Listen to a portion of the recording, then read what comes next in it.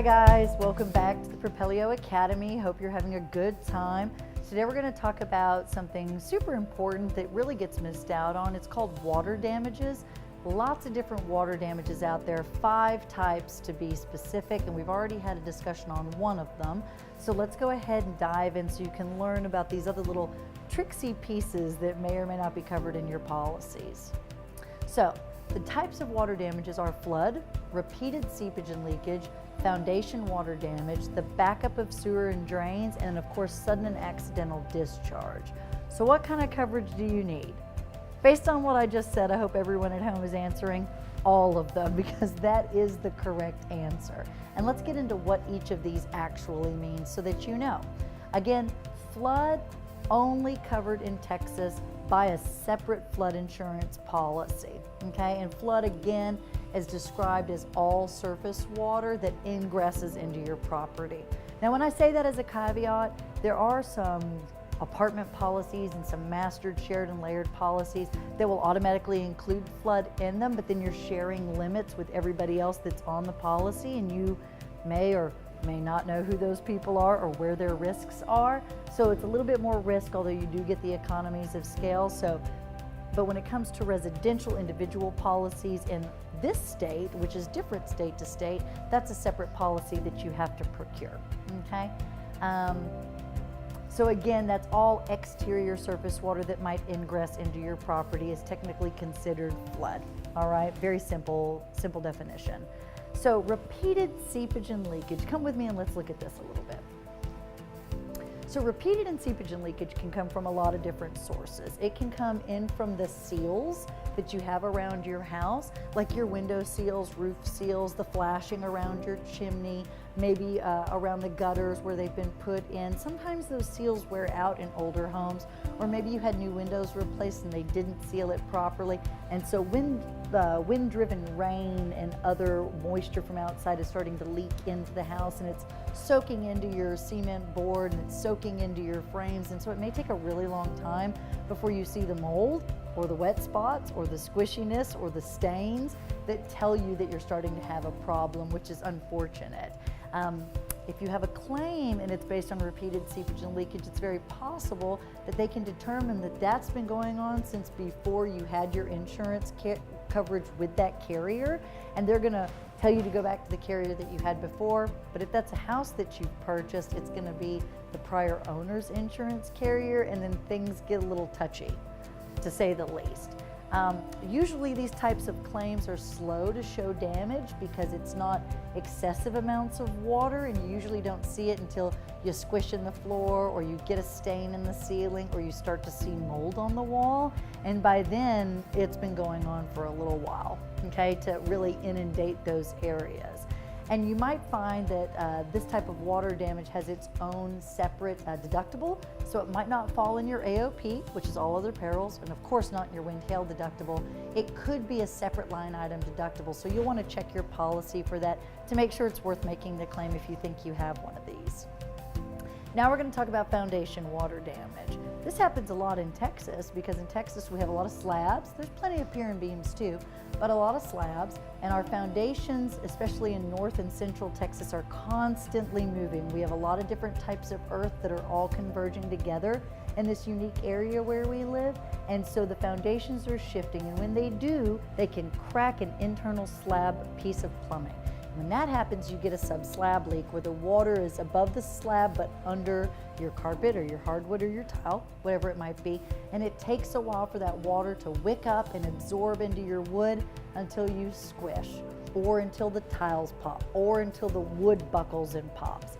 And so this foundation water damage coverage that's for water is not for repairing your foundation, which I think a lot of clients think it's for, because it's not.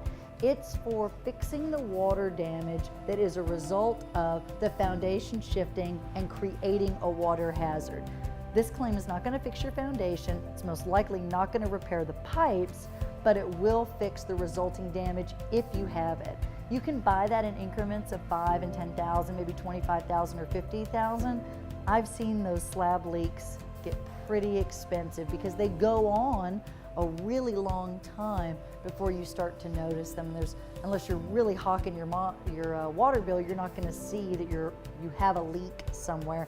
And even then, it might be a month before you get your water bill and see that you had this increase, and you start hunting and then you find this. Most likely you're going to see your flooring buckling, or you're going to squish through your flooring into a different layer of flooring before you realize that this is going on. So typically this is an endorsement that you can add to your policy, and like I said, it may have its own deductible as well, and there's different limits that you can have on it as far as how much foundation water damage you want to purchase. So kind of look at your flooring and kind of look at your slab or your pier and beam house, because it happens in pier and beams too. Just kind of look and make the decision with your agent what level of coverage is best for you. Now we've got the backup of sewer and drains. This is a stinky one. So you would think automatically this is going to be covered in your property, but not necessarily. If you're on a lower form, like a basic perils form, a lot of times this coverage is excluded. Sometimes you don't get this coverage until you get to your special perils form, which is a little bit more expensive, and the reason why is because it covers some backup of sewer and drains. So let's talk about what might cause the backup, whether it's your primary home you own, or if it's a landlord policy, or if you're a tenant. So tree roots out there in the yard could grow through the main sewer, and that could clog it up, and then all the wastewater that's trying to escape the property can't go anywhere, and it gets built up. In that situation, it doesn't fix the pipes that are outside of your house, because that's not your property. Remember, insurance is just for the dwelling. It's not for all the surrounding area. It's the dwelling and things attached to the dwelling, but they don't consider pipes part of attached to the dwelling when it's out there in the yard. So it's not going to fix those pipes. You're going to have to pay for that out of pocket unless you've got some sort of warranty situation working out. But it will fix the resulting damage of the water backing up into your house, which is the biggie. Okay? It can also happen from cleanouts not being taken care of and things backing up into the sinks or into the toilets or into the bathtubs that we see. So those are the backup of sewer and drainage issues that we're dealing with. These are really dirty claims because they're almost always gray water and black water, and when that comes out, everything is ruined. Almost everything has to be replaced in that situation because we're dealing with a very biohazard, unstable sort of claim at that point in time. Okay, so if they result in mold, which happens in Texas if the temperature's over like 68 degrees for more than 48 hours, the mold starts to eat everything that our houses are made out of here. Sometimes the subsequent mold isn't covered. In most policies, if the mold is a result of this kind of claim that doesn't get taken care of quickly, it is. But you have to read the conditions in your policy. If the conditions in your policy say on a water damage claim you have to report within 24 hours, and you don't report within 24 hours, that's when mold starts to grow at that 48-hour mark. They might not cover the mold portion. They might just cover the other damage, which might mostly be the mold part, but it might not be the mold part too. So pay attention to the conditions.